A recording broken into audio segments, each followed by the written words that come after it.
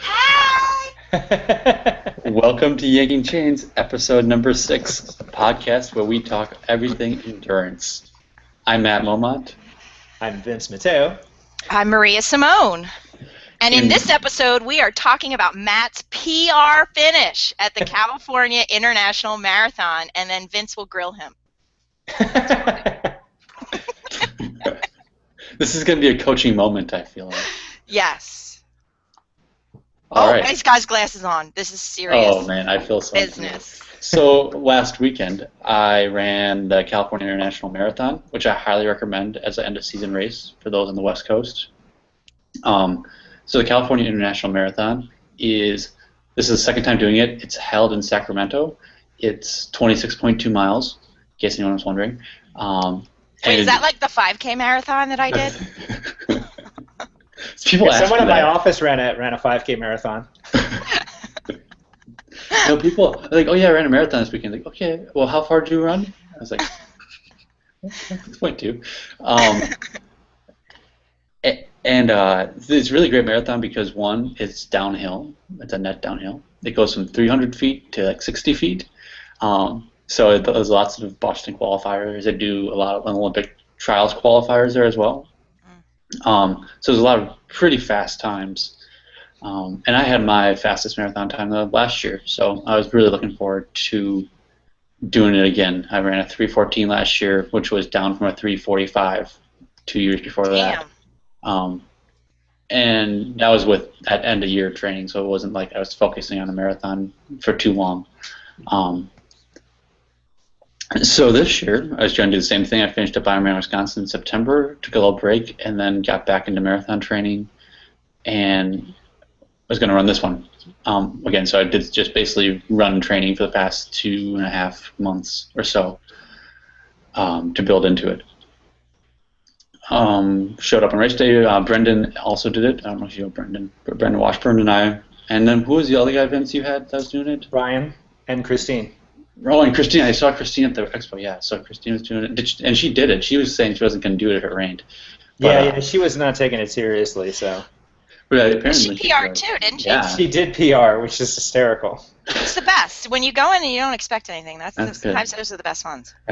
So maybe speaking of expectations, I went in feeling really, really, really good.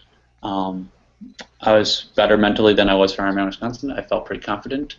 I had the goal was to run, or just the idea was just to run 650 miles and chip them off and try to go under 3 hours. And all I had to do was go just under 3 hours to beat Vince by like 20 seconds, I think it was. So I wasn't really going for anything more than that. And it felt really great. I came in. I came in at the half marathon mark at 1:29:39, so I was right under pace, which felt really good. It was raining the first half, so soggy shoes. And then things started to around mile.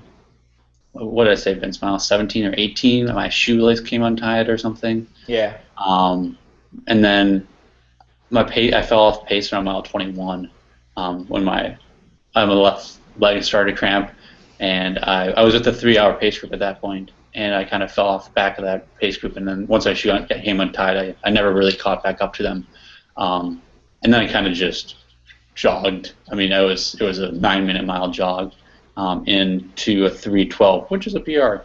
So I'll be pretty proud about that, and disappointed that I kind of blew up. It's been a while on an open marathon since I've done that, but it was nice to kind of feel fast. I felt really fast for most of the race, and I think we're looking at nutrition as one of the problems to solve. But yeah, it was a fun race. Highly recommend it too for anyone interested. It's it's one of the best run races like I've done. It's very well organized, lots of support, even when it's raining out, and it's very practical. It's not that big, so it's not like a Chicago or a New York where it's just chaos. It's like there's a good number of people, but it's also like, I mean, I just walked right up to the starting line and was like the second row from the front without like too many people around me. So it wasn't like there's thousands of people I had to run through. which was nice. But yeah, good race. Awesome job. Wait, I think we got to give it this. Oh, thank you guys. Thank you. So you said maybe nutrition. What did you do for nutrition? Good question. So I went with non-caffeinated food gels.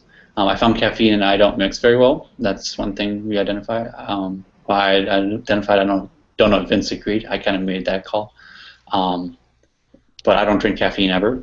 Throughout my day, just never touch it. And not even tea. If I do drink tea, it's decaffeinated. And then so I tried it in some of the long runs towards the end, and those were all the bad long runs. And so I went with some just gels and took 7 gels in over the course, tried to hit them every 20 minutes until towards the end. So about 300 calories an hour, and then water at the aid stations. And that was pretty much it. And I never had any cramping issues, and that's what I followed in all my training up into it, was just a gel every 20 and water. So was the cramping? It was localized in your calf, or? Yeah, my left calf, and my right quad. The quads make sense given the course. Ow. Yes, it is. Yeah, it does. It is a good observation. Even last year at the end, it's a weird pain. It's a different pain than you used to because it is downhill. It's like ice picks in your quads. It really is. Yeah. Okay, so it's interesting because it is a downhill, and when I describe it as a downhill as well, but it does roll. So people, does, yeah. People, when they go, oh, you said it was downhill, it's downhill to me, and there's definitely some rises in it, but I think preparing for it is not just flat running. You need to train on some rollers, because what is it, like mile 18 or 20 when you hit that like bridge? Mm-hmm. Yeah, that's the bridge, most noticeable to me. Yeah, because like over railroad tracks or something, and I think I lost like 30 seconds right there. I was like, whoa, where's this hill coming from? There's a lot. So there's a lot of little downhill, short little downhills too that you got to kind of like pound out, and that kind of takes its toll. So yeah, it was localized. It was left calf. I started running. I think in my race report I wrote, do you know those old guys who are really dedicated and really hardcore, but they start running like they kind of got this like hobble. That giddy up. The giddy up, yeah. It was the giddy up. That's what I was doing for basically the last 5 miles. I was, God, this is gonna take forever. I'm laughing with you, not at you, Matt. Yeah. Trust me, we've all cramped up in a race before. Yeah, so I was doing the giddy up. Yeah. Okay. But giddy up pretty fast. I guess that's a good thing. Yeah, your giddy up's pretty good to go. I moved along, but yeah, that was mentally. I was pretty over it. I was like, oh God, here we go. Just keep moving forward. No walking. His 9 mile jog or 9 minute mile jog. Yeah. I think there's a lot of people that would love to giddy up into a 3:12.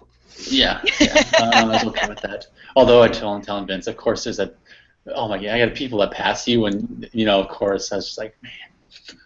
The ones that pass you at that point, you're like, God, what am I doing with my life? Yeah, it's not fun to be going up in the last 10K. I told Vince there's this Asian mom with the green visor, those see-through visors, come jogging past me. I'm like,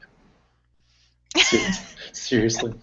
She's got like the elastic band on her visor. Just, oh well. If she's coming in low 3 hour, I'm thinking Asian mom's pretty fast. Yeah. I think so. I wouldn't be too ashamed. I think an Asian mom is cleaning up her age group. Yeah, I think so too. Yeah. I think anyone passing you at that 3:12 mark is. I don't think there's any shame in that game. The guy in the white T-shirt with the bloody nipples too. That guy. Oh.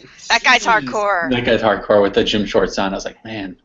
All it takes is like a little body glide or a little Rubik's glue. On a rainy day, and a cotton T-shirt. Can you imagine? Oh, I think if I was a dude and that happened to me, I would just wear a sports bra. It would fix it. It would fix it. That's what I mean. Or take your shirt off. It was raining. It was something. Ow, that's some pain there. So. Can't do that in running in the rain. Do you like running in the rain, Matt? I love running in the rain. I love running at night and in the rain. Yeah. I love running in the rain. It makes you feel so hardcore. It's awesome, especially when it's not cold. If it's cold, it's not so fun. It wasn't too cold. You guys live in California. What could cold be? Cold is 44 degrees right now. Damn, it's warmer here. Yeah. We're like in the 60s. I think I'm actually going to ride my bike on the road this weekend. I know, it's going to be weird. I know. Anyway, Mm. so what was your favorite part, Matt? My favorite part is during when I caught the 3 hour group around mile 16, I had just been sitting behind them for a while, and right around mile 16, I just pulled up and just kind of I didn't really like sprint up to them or anything; it just kind of naturally happened, and I felt good about catching them. I was pretty confident at that point that I could just hang on, Mm-hmm. and I do enjoy it. And Vince and I talked about this before, running with pace groups, and he had advised not starting with them, and I didn't. But I really enjoy running off somebody's shoulder and just like Mm-hmm. hanging on and not having to think about my pace. Yeah. And so I really enjoy just kind of sitting in with like 20, 30 people, all just staring at I just stare at this guy's like shoulders and kind of, Mm-hmm. ran with the masses. And feeling like I could, like feeling fast enough that I could hang on was Nice. kind of cool. Yeah. I've never felt that fast, which was good. That's a fun feeling. Yeah, no, I felt like I was running fast. That's cool. You Then were you hear running the guys, fast. like, Yeah, then you felt like you were running fast because you actually were. But then some guys I was talking to some people who, like some of my friends who don't do marathons, and they're like, "Whoa, 650! I can't even run one 650 mile the night before." And like, well, yeah, that's kind of how I feel about the guys running 210 and winning this. Like, how do you run a sub 5 minute mile the entire time? I don't know. So it's like, man, when those guys go off off the front, you're just like, wow, that's cool to watch. Yeah. Those You're guys like are- thinking I'm going to try not to stick with them. Yeah. I mean, I might keep them in eyesight out of the starting line, and then they're just gone. Yeah. So running with the pace group, I really enjoy. I think I run solo so much that it's nice to just have other people to run with too. Yeah. Sometimes it's Yeah. nice. No one was talking though. Not a lot of jokes were being told in the 3 hour fitness group. Yeah, I feel like if you're running 650s, there's not a conversational There's no pace happening there. conversation, no. Yeah. I just remember 315 last year. I stayed at 315 pace group, and there's a lot more casual group. 315 people are casual. Okay. There's There's a lot people more. out in the universe right now listening to this that want to punch you, Matt. Just I saying. know. Yeah. I know. I mean, it wasn't casual for me by any means. No. But I the know. guys pacing it were much more Yeah. comfortable in their pacing than. Well, those are the dudes running like 210. Yeah, I've talked to some pacers before, and one guy I talked to said, he was an hour faster than the pace group. Mm-hmm. And then there's the guy I know that paces for Cal. He's just slightly under the pace group, and I was thinking, man, I wouldn't want to do that if you had an off day and like you couldn't hold the pace. I mean, if you're 250 marathoner and like you have an off day, you're not running 3 hours. Yeah, exactly. I don't like that. I'd be pacing like the 3.5 hour, 4 hour group or something. Absolutely. I think it's the only responsible thing to do. Like if you're going to do that, you have to know that that's like even on your worst day, you're going to bring that time in. For me, I don't trust other people with my pace. Yeah, and that's what I've talked about with them. Yeah. Well, and it's because I've talked to so many different people, and like some people think that you should bank time, and so and I'm a big believer of just keeping even pacing, from start to finish, be as smooth as possible. And you said you stopped to tie your shoe. If I went to stop to tie my shoe, I would be so gentle in that motion. Even though your immediate thing would be like, oh my God, my shoe's untied, I gotta go reach down real quick and like do that. But to me, when I'm on the verge of cramping, and I'm not saying that this was like the catalyst or whatever, but when I'm on the verge of cramping, like any sudden movements, like even like coming off the bike in an Ironman, if I reach down too quickly to undo my shoes because I leave my shoes on the bike, if I go down too quick, sometimes I cramp and I'm like, shit. That makes sense. Yeah, I definitely wasn't as smooth as I was hoping to be in all that. Like my nutrition wasn't. I kept like fumbling. I spilled my nutrition on my glove, and then just like small things. I was a little klutzier than I hoped. It wasn't smooth. It wasn't smooth. It was not a pretty like quick, nice and eat and drink smooth. It was like spill water in my face and then like grab another cup and spill water. It's like that sort of thing. I wouldn't expect it to be smooth, Matt. Really, I mean, if you're going for like your fastest time ever, it's a shit show out there. You're total pig pen. Like it's all over you. It's fine. You did it right. It's if you're all smooth, you should be running harder. We talked about this in advance of the race, and we actually did a run TT right before the race because I just wanted to recalibrate him and make sure that we were where I thought we needed to be, and he was right there. But I told him, I said, you're like 255 to 310. And it really depends upon having like everything go right in this day, and the stuff with the gel like that's not a big deal, but the cramping is something. I mean, the first year I did Kona, I cramped for like 24 miles, and I like fell down on the Queen K in the middle of it, but I took no sodium, and I'd never needed to take sodium, and then I can't remember if it was John or somebody else was like, oh, you need to take sodium, and then I went back and I was taking like a gram an hour, and I didn't cramp, and it didn't kill me. So I figured, all right, well, I know this is a lot because I'm peeing like every 5 seconds, probably trying to get rid of all this sodium, but I didn't cramp. And then anytime that in any other race, when I would get to a point where I would cramp, I would just start taking sodium. Like I don't know if they're placebos or what.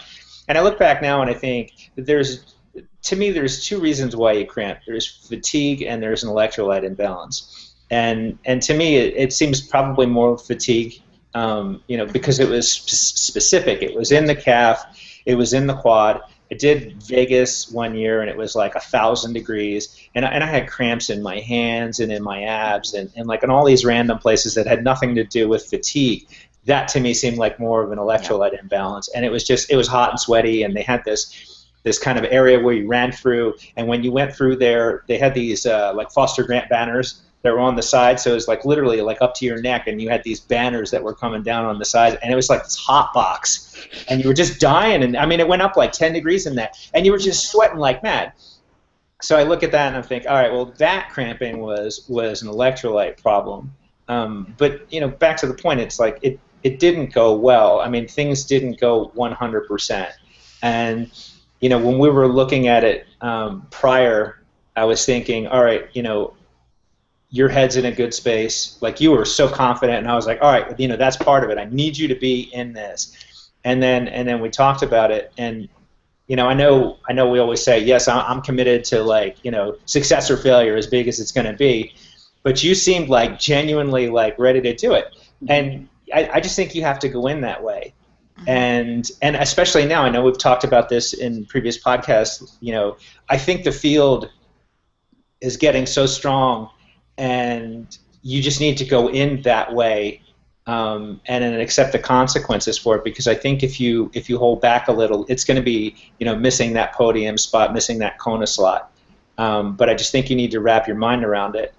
So for you, the problem is I think you're seeing the string of more things not going the way that you want them to do, whereas like for me it just seems like I have a bad race, I have a good race, I have a bad race, I have a good race, so I can sit there and I can be upset, but then I have something else to kind of set me right.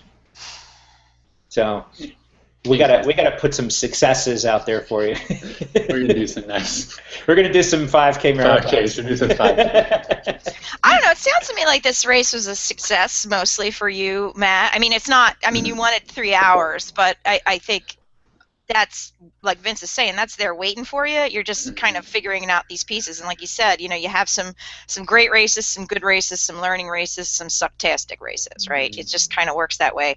But I think Vince, your point about the cause of the cramps is really, really important because on Twitter and in the interwebs, you see a lot of people like just always throwing sodium at their cramping, and that's not always well. I mean, sometimes it works and sometimes it doesn't. I don't think it. I look back and I don't think that was the answer, and I do think that there might be some placebo for me. Now I don't believe that anymore, even though I probably still do it. I think.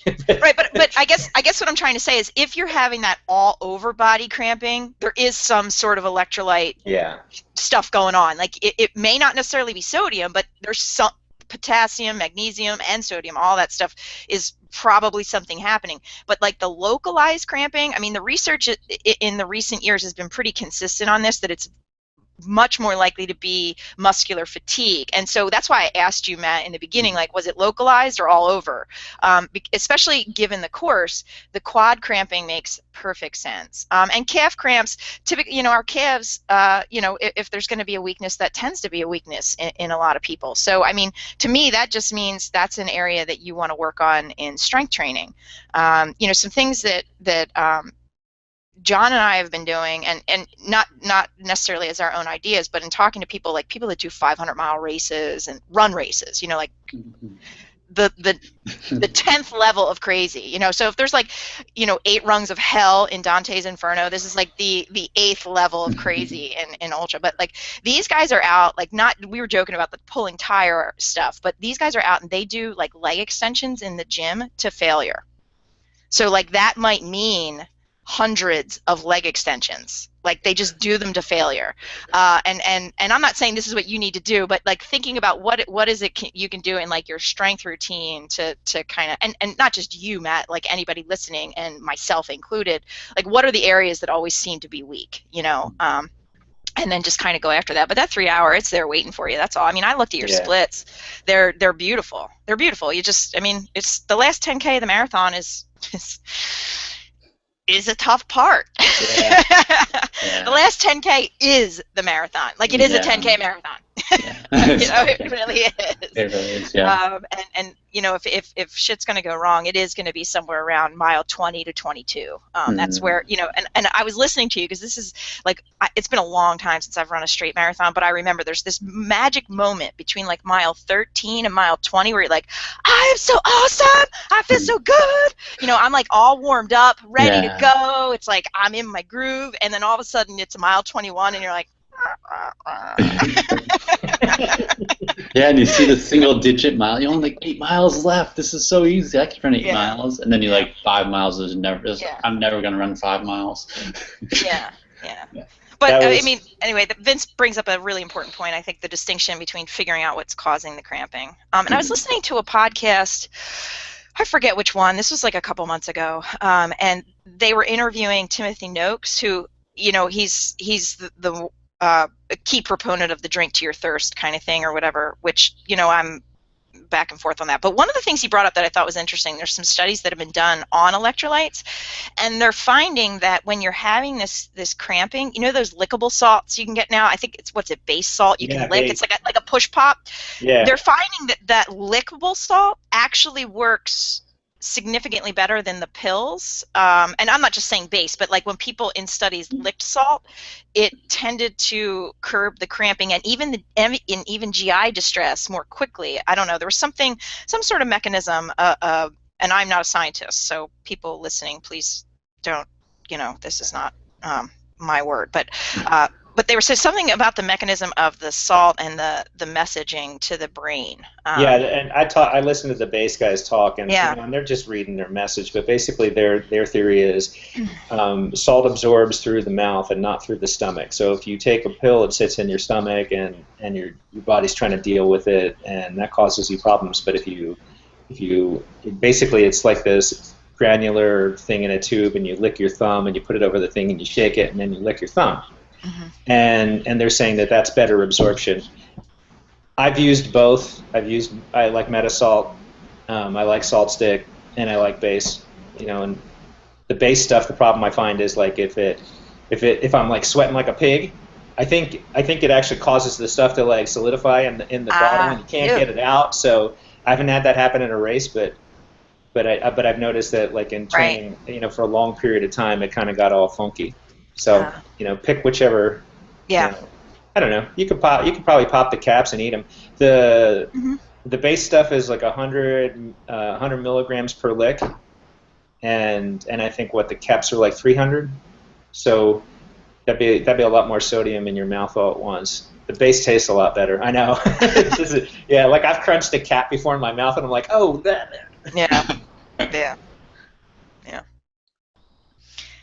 So I think you went in the right way. I think the numbers reflect it. I think you didn't get the race you wanted to get, and I think if you just came in with the same shape, you would have the race that you want.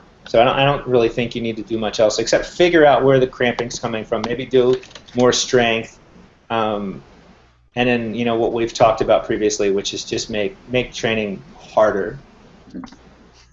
I mean, I went out. I paced a guy this weekend, and we ran 24 miles, and it always hurts. Like anytime I get above 20 miles, it hurts. But but to me, it's only 24 miles. You know what I mean? Because it just doesn't feel. I don't know. Either I'm dulled down to the pain of it, or I don't know what. But I'm just used to it, and I'm not even dragging tires like Maria. Yeah. For 24 miles. Speaking of dragging tires and other tips, I have a couple that I really like from Vince that I wanted to share, and tips for marathon training. I think was the next section we want to talk about, maybe more general. Mm-hmm. And we kind of have been talking about that, but I just want to share the ones I really got out of Vince. Don't let me know if I'm sharing your trade secrets. No, everybody does. Again, ruin my business. But I really think something that's changed about previous marathons and even Ironman marathons, Ironman training, is running marathon pace a lot.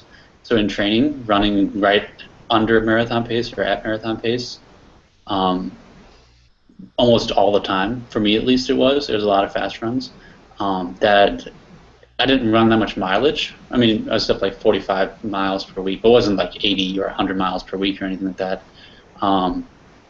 But most of my runs were at marathon pace, and I think that was really a huge confidence booster, just knowing that that's kind of what I always run runs at now, is I run at a 6:50 pace.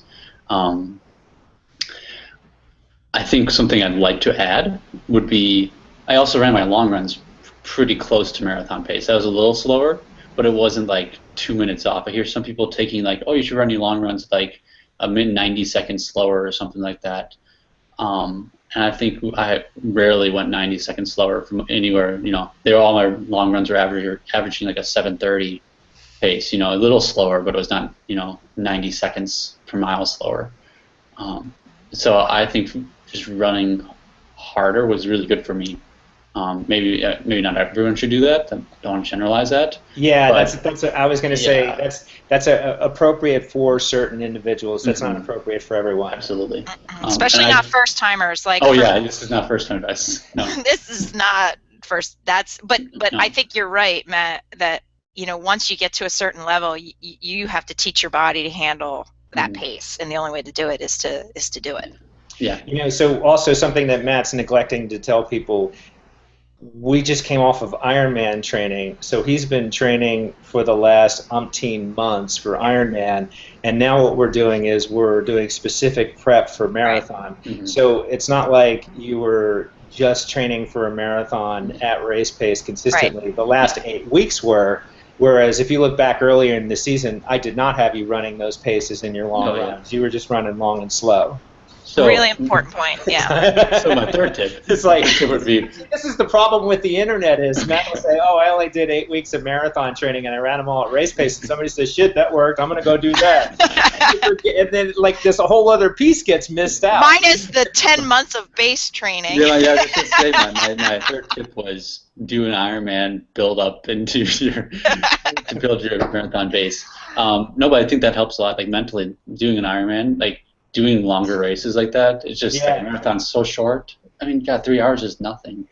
It's even 3 hours of crazy ass pain, though. It is. It does hurt. Like it does hurt a lot more than Ironman. I do. My legs are more wrecked. I feel my legs a lot worse than an Ironman would. I tell people this all the time. So, when they're doing an Ironman, they're like, well, I've never done a marathon before. And I'm like, trust me, an Ironman marathon is way easier than a marathon. Yeah, marathons. I want to do an Ironman marathon all the time. I don't want to do a marathon ever again. No. Marathons hurt. They leave a way big. I think the most pain I ever had, until some of this longer stuff we've done, but like before I got some of the worst pain I ever had was after I did Boston for the first time, which is a very similar profile to California, right? It's a net downhill with some rollers, but it's a net downhill, and I was in excruciating pain the next day. I was just like, wow, that is a painful marathon. Yeah. Yeah. Yeah. I could barely walk. I mean, I was barely walking the day after. I mean, Oh yeah. it was like it was shuffling, no stairs. I mean, I'd be Oh yeah. like stairs. I almost have to like sit and like Go backward. You gotta walk put my arms on backward. the rail. You gotta go down like a little kid on your ass. Yeah, honestly, I had to just put Yeah. myself off the railing. And just, I mean, it was. Vince, he needed that little go-kart like you guys found me in Vegas. Oh yeah, in that Vegas. little rascal. Oh my god, that picture is hysterical. I did Coeur d'Alene one year, and we stayed at this we couldn't get into the hotel that we normally like. When we stayed at this hotel that got grandfathered in without an elevator, and we were on the second floor. And the day after the race, the stairs were destroying me. Well, did you have to pack and everything that day? I did, and I had my bike box too. We had to get that bike box down God, the stairs. Not only was I like trying to get down, I had weight. So I was like, oh my god, my quads are so bad.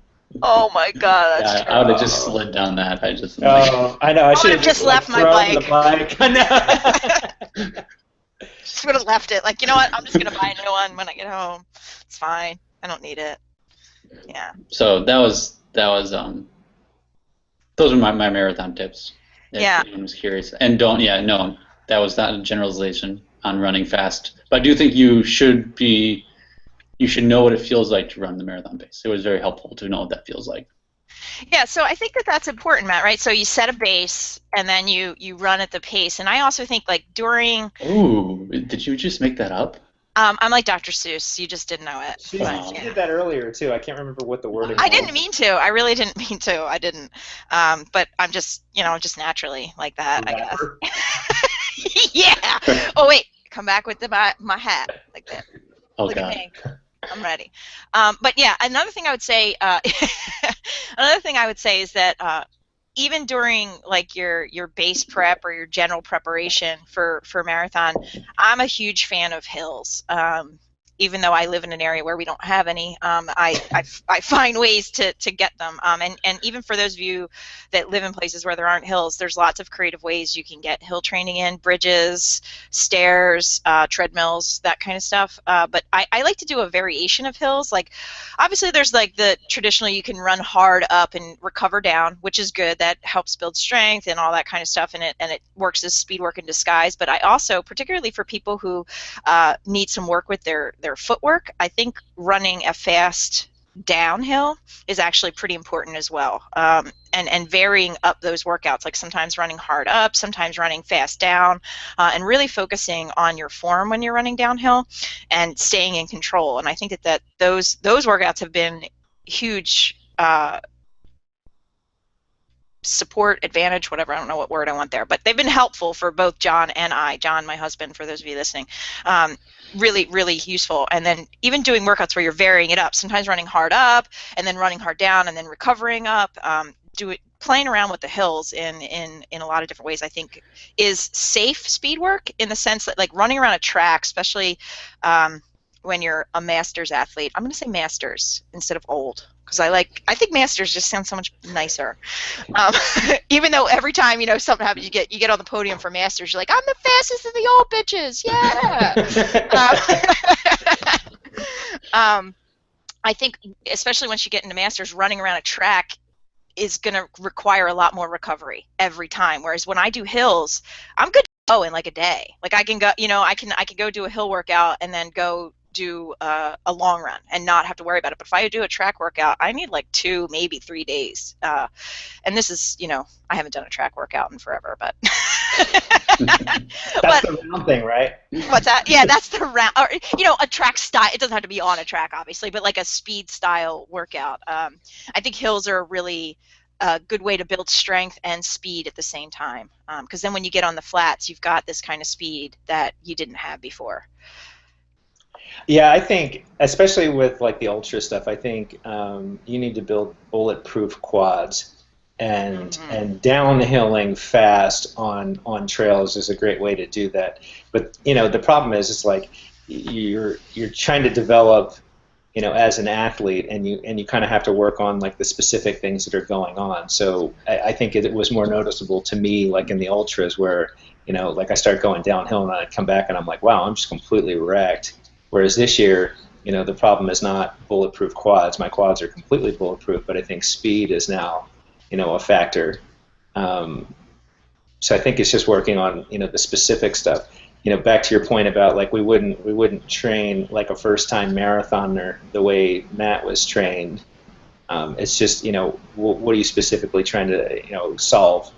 So, but definitely like if you had unlimited time, do it all. So I got an interesting question from Matt. Hello. She really gets upset in the middle of the podcast. She being my dog, those listening, she's Ruby's photobombing. back here. Yeah, she's photobombing. Do you see Ruby back here in the window? I did. Yeah. Every once in a while, when you turn a little bit, every once in a while, I see a little five. corner of Ruby. High five. Come on. She's doing yoga. Come on, high five. So Matt sent me an email and he said, "Hey, I want to take off from what was it, the 18th to the 30th?" Yeah. And I said, "Sure." And then I think he felt like I don't know what you felt like, but you came back and you like had to explain it or whatever, and I was like, "No, we've talked about this in the podcast." But I'm different. And obviously, you want to break. You asked for a break, and so I was like, "Yes," didn't think that you needed to have this long discussion. I can't stop training. I need to have special training. So I paid you for. You need to, but see, you obviously want to take off. You want that break, and that was something that we've talked about. Where mentally you felt like you needed to ask me, and so obviously you need to do that, and it is okay to do it. There's no consequence. In fact, you'll be better doing it. So. I didn't swim yesterday. I think yesterday was one of my first red squares in Training Peaks. And it hurt. It did hurt a little bit. The red square! There was like one other one that I had to excuse. Fortunately, I have the ability to take stuff off so that there's nothing. That made me healthy. That made me healthy. God, that red square is killing me, man.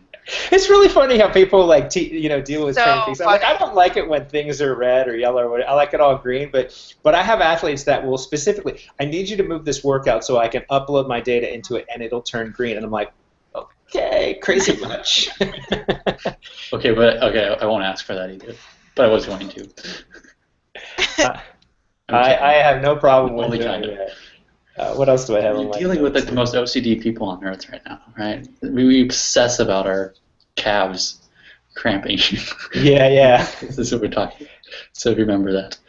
Trust me. I mean, we've all been there, right? We all have these issues in races, and then you just like, okay, well, what can I do? Like I said, I went from like no sodium to a gram an hour in a race. It's like that's kind of extreme, but I tried that and it didn't hurt me, so I was like, and I didn't cramp, and I'm like, must be fine, And then just to let people know, I think I'm taking about 300 milligrams an hour, and I'm still not cramping, and that's even like the electrolyte imbalance kind of cramping. I don't get any of that stuff anymore. So clearly there was like an overage, and there's a modest amount that actually works as well. Nice. So one thing I see is we have 2 viewers, and I gotta give mad props to them. I mean, maybe one is John sitting in the other room. John is winter camping in the not quite so winter Adirondacks right now. Oh. No, so it's not John. No. I'm gonna guess to say one is Scott, because Scott is like our dedicated fan. Well, awesome. he just complained about us on Twitter, and so we didn't give him enough notice. Oh, well, see, I just did it, and I didn't even know that. So whatever, Scott. He said, "How am I supposed to live harass you? It's not enough notice." I was gonna offer if we wanted, we should take questions at some point from the viewers. Yes. On Twitter or some form of such. So that would, I hope they feel welcome. Robin Blackburn. Hey, Robin. Oh, that's funny. All right, so now we know who our 2 viewers are. Right on. So one of the things that I wrote down on here was like what to do in the off season. So Matt's going to take completely off. I'm going snowboarding. Okay, you can do that. I'm going to go tear my ACL or something. Oh, don't do that. I'm kidding. You gotta stay upright. I just jinxed it. I haven't been snowboarding in years, and that's the main reason why. Is because I haven't fallen down in a long time, but when you do, man, boom. And I am a masters athlete, so I don't. My booms last longer. One of the things that and I'm doing this right now. Is it's not specific to training, but I work on my gear, and so I have this bike set up, and it's a little bit ghetto. Like I want my computer in a certain position, and nothing I saw on the market will allow me to get my computer in the front. You can get it over the stem, you can get it on top of the bottle, which is too close because I can't see any of these things. Yeah, I mean, I have a hard time reading my computer, so if I can get it farther out, and plus I like it in this line of sight. I don't want to look down for it.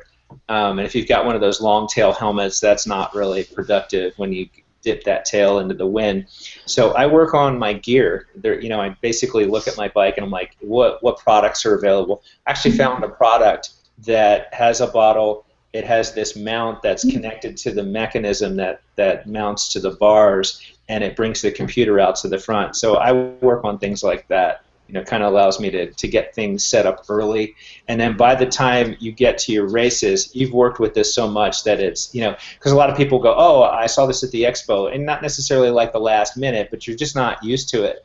And if you've ever swapped a bike, the first thing you'll notice is like, oh, my bars aren't where my muscle memory remembers where they are, and you want everything on this to be like second nature. So this is when I do all my like equipment swaps, and then I start practicing, and then like I said, by the time I get to the race, everything is just second nature. So that's my off season like non-training thing. I could get down with that. I was going to clean my bike. That was one, maybe not as extreme, but I was going to do bike maintenance 101. That's not a bad thing to do, and I probably clean my bike. Like I show up and I'm like Pigpen in transition. My bike is usually pretty dirty except for the drive chain. There might be like, my bolts are all rusted from the sweat. I don't know. I should take care, and I am a bike mechanic. I should take care of my bike a little better. Yeah. Well, the cobbler's kids never have shoes, Right. My bike is only clean if John cleans it. If John cleans it, well, only because I don't care. I'm like you, Vince. I'm Pigpen. I don't care what it looks like as long as the mechanics of it work. I really don't care if there's like last year's sweat on it. I could give a shit. But John's like, this bike looks terrible. Let's clean it up. But I will say, when I take my bike to my bike mechanic, because I'm not a bike mechanic, but when I take it to him, he is a cyclist, like a like an excellent cyclist. So I think it deeply offends him how dirty my bike is. So he cleans it for me every time. It comes back spick and span, sparkling every single time. And he's like, and I changed your tape, and I cleaned this, and I'm like, thank you, Marco. I appreciate that. You're wonderful. They spend 1 hour riding and 8 hours cleaning it. It's like the Harley people. Yeah. Gotta make it shine. Yeah. Mine is a utility. It's a utility. It's not a showpiece. Yeah. I lived with a cyclist and rode with a bunch when I lived in Vermont, and they gave me so much crap for my bike. Like, should always look race ready. It needs to, it needs to shine. You need to be ready to take a picture with it. Mine just had like mud on it, and especially over in Vermont, it's always raining, or like you have to clean your bike every day. Like, this sucks. Cool. So I think, is there anything else we want to talk about besides Maria's training logs? I typed it out. Oh, no. Maria, if it makes you feel better, I think the one I rode for the marathon may not compete with the level of yours, but it does have some emotions. I shared emotions in it. That's good, because I think Vince misses the crazy. I really do. I was kind of randomly selecting. I was like, all right, let me see. I know there's some half Ironman race. I figure the races are easy pickings right now, or like I was like looking for hard bike workouts, but the bike ones are always little sad little Betty buns, because I'm like, I'm just not a good biker, man. But I figured, right now while we're in the beginning of this, I figured going for races was probably easy pickings. Yeah, I think I need to start still writing comments in Training Peaks so I can go back and look at it, because I stopped writing comments, but I took I gave myself an FTP test this week for the first time. I went back and looked to see the last time you gave me one, Vince, and it's so much easier to do one when your coach schedules it versus when you're your own coach. And I was like, because even I was on the bike on Tuesday thinking to myself, I don't really have to do this. I could just schedule it for next week. I could just keep changing this. I did it, and it was horrific, as horrific as I remembered them. And the last time I had done one was February of 2014. Because I actually raced in March, so I think that's why we wound up not doing another one going into Coeur d'Alene, because I'd raced in March and then I raced again in May, so there was really no need to keep doing them. So the last one I did was February. Wow. Couple things I learned. I'm definitely working on a blog post about it, because some of my observations, I was like, right, this really does suck. I should be a lot more caring when I schedule them for other people. These are terrible. Well, it's funny. I noticed that like when I was scheduling them, or even like the really really hard bike workouts, when I was scheduling them, I would drag my feet in the morning. Like I would like, oh, I think I need to like mow the lawn, or maybe I need to clean the toilet, or clean my bike, something, and I would just it'd be like just like killing time, just like dreading the workout. Yep, so much dread. Much dread. I am built for the long haul. I'm not built for that speed stuff. I know. Matt's like, oh, I want to do some 20K time. I was going to say. Power to you, brother. Power to you. God, yeah, the only reason I did it is because I haven't really even been doing any serious cycling. I mean, I've been, since Javelina, I've gotten back into just some easy rides, but I'm like, I need some like upper end numbers just so I know like where to like gauge my long rides, because like at least last year going into the double, I had all the stuff from the season of triathlon racing, but I don't have anything. Like I just have like a series of numbers at heart rate, so I had to do it, and I was sad with the number. I was like, oh, that's a lot less than it used to be. I can give you a small idea of something that I came up with, because I've been going in ill prepared for Ironman. What I'm doing is I'm using previous heart rate, and that seems to be like spot on. Yeah. And I think all the running endurance that you have is, you're fit. There's no doubt about it. So, you don't maybe have those top end watts, but your heart rate's going to be, a solid metric. So I would just maybe look at that for at least for a while. That's what I've been doing, because I mean I noticed like my top end watts are much lower than they used to be when I was training for an Ironman, which makes sense. I mean I'm joking, half joking. I'm sad. I would like to still see that I own all of those watts, but I don't. But I think my main limiter is actually my lungs at that top end, because my throat was, I had all that same, my throat was closing.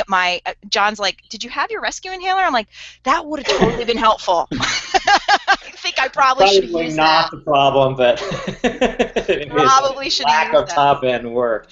Yeah, well, that's like me with running top end right now. But I'm noticing like at the lower heart rates on the bike, my watts are almost much closer to what they like. So like, we used to do, I think you used to give me a lot of rides at like 149 beats a minute, and my watts at 149 beats a minute are not what they used to be, but they're not as far off at that heart rate as they are at the threshold heart rate. So I think the power's there. It's just I don't have the cardiovascular support for that high stuff. Yeah, you're just not used to it. I mean, that's what I was saying. Like I can't. He ran a 650 mile. I'm not sure I could hold more than one of those if I could even get to that right now. But you sharpen up pretty quick. And like I said, for me, like heart rate seems to be a good metric. Yeah. Yeah, especially for the double, because it's mostly flat. It's not. Yeah. It's not. There's like some little bumps, like some 1%, 2% false flat kind of things. It's not enough to like get yourself in a lot of trouble. So. So I think, the heart rate will be primary, but I did want some power data, so I suffered, and it was terrible, and I should have written comments when I first finished, because they would have been solid gold. They would have been solid gold. The only thing I write comments about now is like injuries. Like I am so detail oriented. Christine was like, I said something about having a document for a body part, and she's like, you have an injury document for every body part, and I'm like, yeah. She's like, she has one document for all of them. I'm like, no, and like I might because I've had so much knee issue in the last few years. Like I have like volumes to say about that. I got off track. Sorry. I have one more thing. Any tips on managing weight in the off season and surviving the holidays? Don't eat. Just watch. Just stare longingly. Don't go to any social functions. Don't bring it into your house. Be a Only hermit. make your plate a teacup, don't or a teacup plate or whatever. Don't you can only have this much food. I say that because I'm actually we're in the end of the season and I am pretty close to race weight still. I actually don't know how I managed to do that with Thanksgiving. And so I was thinking about it, and I'm not starving or anything like that. I don't know, it might be the change in the diet. I'm eating a lot less meat right now, and Christine's Yay. been gone. You know, I'm not, Oh, he's a I'm not, hippie. I'm not one way or the other. But I just, Sure, you like the chickens. You want to keep them alive. not really. I want to eat them. I just want to know where they're coming from. Poor That's little that's my big problem. chickens. I know. I'm gonna come over to Maria's and I'm gonna be like, "You look tasty." They all have names. Don't you touch them. Little Jimmy tastes good. He tastes like chicken. No. Oh, Jimmy, they're all girls. Oh, that's right. They're chickens. Yeah, you don't want See, chickens, I don't even no. know anything. They're all little hens. Little hen mamas. No, seriously, Tips, I think, yeah, I mean, I think you got to be really careful how much you bring into your house. Yeah. I think that's like, obviously going to parties and stuff like that. I think reserving, I like to live by the 90-10 rule. 90% of the time you do the right thing, and 10% of the time, if pizza falls in my mouth, it falls in my mouth. What am I going to do about it? I think. But 10% is a very small amount of time. Right, but I think 10%. I was thinking 10% sounds like a lot. Yeah, I think you save 10%. I mean, these are just numbers. I'm not saying like sit down and figure out exactly what 10% is. It's just like like for me, it's like a cheat meal, something like that. And not even just a meal, but like a thing. You go to a party and whatever. But I think you just have to be mindful when you eat, and keep yourself from just eating things that you don't really even want, which I think happens a lot at parties because you're standing around and, and I don't mean like a big party, but like, you go to a social thing over the holidays and it's just, you're just standing around, you're just randomly putting things in your mouth. Stay away from the buffet table. Yeah, some things I do is, again, no meat. I think that just helps keep the calories down. Definitely. Well, you got to pound the calories if you do want to eat enough veggies. But then at parties, what I'll do is, I've kind of given up drinking too. I'm so lame, but God, it feels amazing. I feel like I'm following in Matt's footsteps. I've actually cut back drinking significantly. It's so great. I just. No, it's not. But I mean, we're not going to agree on that one. No, I did the college thing. I did the post-college thing. Just like drink Keystone Light like it's my job, and that just God, it just so. Yeah. It just affects you so much. So I pretty much give up drinking, but it's in social situations it's kind of awkward when someone's like, "Oh, you want to buy a drink?" And so you gotta have a plan going into it, right? Mm-hmm. So one thing I do is it's San Francisco, so I always get like their nicest kombucha or something like that, just something a little not so sugary. Like I try to find get tea or just something you can get yourself a drink, but try to find something that's not too weird, or if it's weird, play it like it's cool. But you don't have to accept everybody's beer invite. Nope. That one helps a lot. And then the other one is just mentally disengaging. I think I see a lot with like a lot of them. Maybe this is gonna be sexist, but a lot of around women my age, they really tie eating and working out together, and like it's kind of like a reward mechanism. And I think if you can like separate, you don't earn eating and you don't. Right. By working out, does that make sense? Like I hear a lot of, I went to the gym today so I can eat pizza. Yep. That's a really unhealthy relationship with food. Yeah. So if you can figure out a way, I don't know if I have any tips on that, but I've just really been able to, whether I work out or not, I'll eat a lot, and I just have to work out a lot. So I can eat a lot, but eating the same amount every day, or maybe a little more when you work out and a little less when you don't, but don't. It's not a reward. Eating is not like something you should reward yourself with. Except after races. Maybe races are fine. But like on a day-to-day thing, like I went to the gym, so I'm going to get ice cream tonight. That's not healthy. So find ways to avoid that kind of mental game. And I think too, around the holidays, there's so much emotional baggage tied to food. Mm-hmm. Like special things that like your mom made, your grandma made, your auntie made, whatever. There's so much emotional stuff tied into food. At least there is in my family, right? Coming, and I think most families have that kind of thing, right? What you have to eat this or you have to have that, and you actually don't. You don't have to eat a lot of things, and I think being not eating meat and doing that for like the last 3.5 years, you do get a lot of pressure to eat meat, to eat whatever, or to drink, or that kind of stuff. And I think it's you do have to have a plan, Matt. I think that's right. Like going into it with that mindset, like, I'm not gonna to drink, or I'm not gonna overeat, or I'm just gonna have this, or I'm gonna get a small plate, or whatever it is, and trying not to have too much emotional baggage with the food, I think, is important. It is tricky though. I will say, as someone who has had disordered eating in her life, food is hard, and it's not always. I was a really fat kid, so I think I'll always be a fat kid, no matter what. And I'm not a tiny woman now by any means, but people are always like, "Oh, you're always so fit." Da, da, da. I still don't. You don't see that person in the mirror. I don't see it. I've never seen that person in the mirror ever. This is not a fish for compliments at all. It's the truth. John will tell you this is how I am. I don't see a fit woman. I see like back fat, and I see like a gut, and I see big legs and an ass that just goes on forever. So that's just kind of, and I think it's tough. So the food piece is hard, because then, I don't know. Yeah, it's hard. I'm not going to keep going on and make it. This could turn into therapy. Yeah, maybe we should have a food episode. Maybe we should get someone. I think you mentioned getting somebody on about food. I think food is a really important part of. Yeah, I know we've talked about it too. I wasn't a fat kid, but I have fat kid issues for some reason, and it's weird. Like I can get up and I can look in the mirror, and I know by the scale that I'm thin, but like one day I'll look in the mirror and I'm like, oh, you look good, and then the next day I'm like, I'm fat, and it's like, where the hell does that come from? You must be getting your period when you feel like that. I know.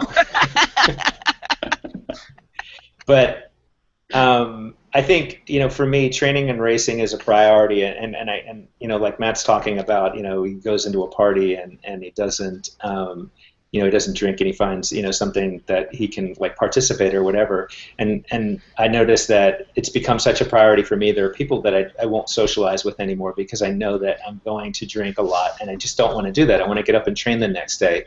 And so John and Maria, I'm going to wish you good luck. And oh, sorry. Because I've never been so hungover as when we were in Vegas. Oh my God. That was a mess. That was a mess. It was fun. It was fun. But eating, same thing. I tried. I will actually indulge at a party, but I do keep it to a minimum. So like I will eat chips and I will eat dessert because I do cheat. I will cheat once a week. 10%. I don't know that it's 10% or whatever that number is, but it's definitely a small percentage. Like, we'll go to the store, Christine, she'll say, go get us dessert, and I'll ask her, what do you want? Because I don't care. Like, sugar to me. Like, if it's cake or cookies or whatever. I mean, I definitely like certain things over others, but she's specific. She's like, sometimes she'll be like, I want cheesecake. I'm like, okay, and I'll go get a piece of cheesecake and we'll split that or whatever. Mm-hmm. And that works for me. And that's enough. But whereas if I just go all like, hardcore, I'm going to snap. Yep. I need to have that 10% or whatever that number is. Yep. And and usually on the weekend we'll indulge a little more with food. Like we don't eat a lot of cheese during the week. I know you guys do because you're looking for protein and things like that. I don't eat cheese. I eat a lot of cheese. Mm-mm. Oh, I thought you guys did eat cheese. Does John eat cheese?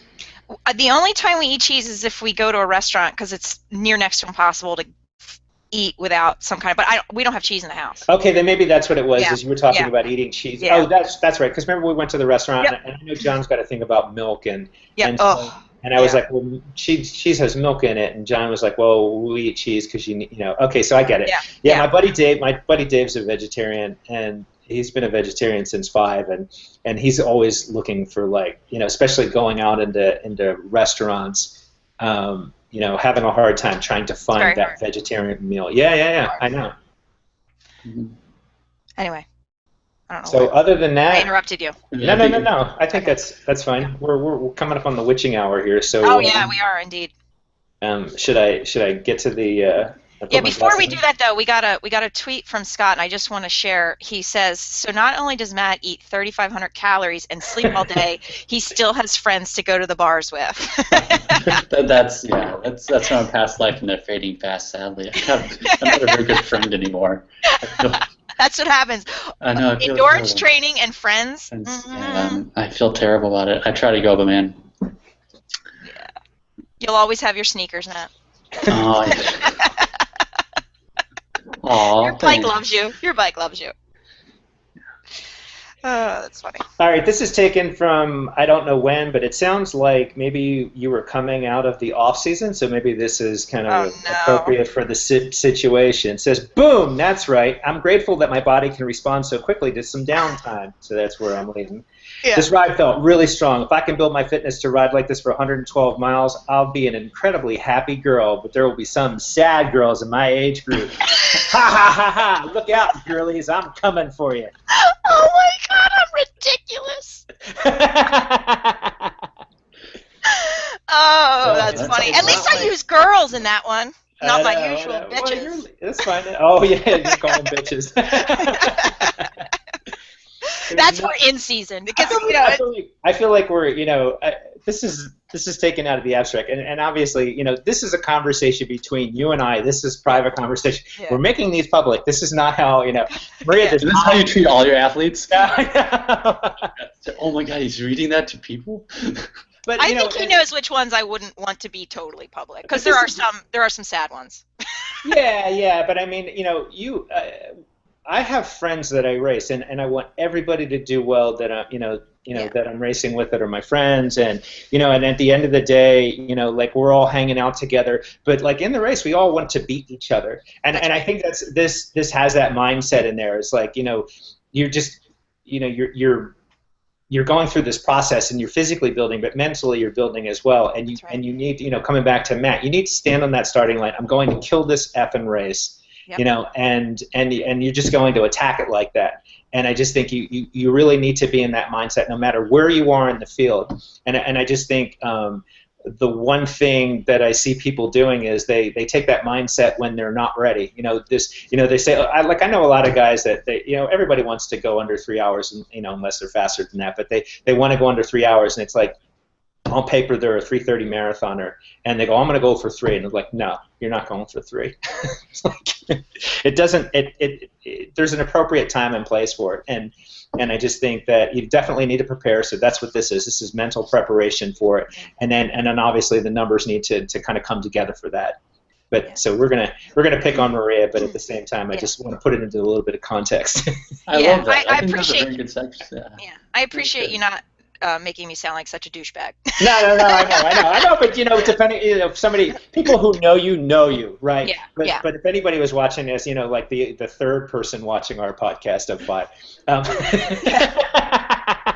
We just lost one. Nice job, Vince. I just want to make sure that they understand where this is coming from. Yeah. I think it's also important too. A lot of that was communication between you and I, because I wanted to get the best of you and you wanted to get the best of me. Yeah. You know what I mean? And if there wasn't that kind of, because I remember, I would leave comments, and I remember a few times I wasn't leaving comments, and you're like, well, what happened? Yeah.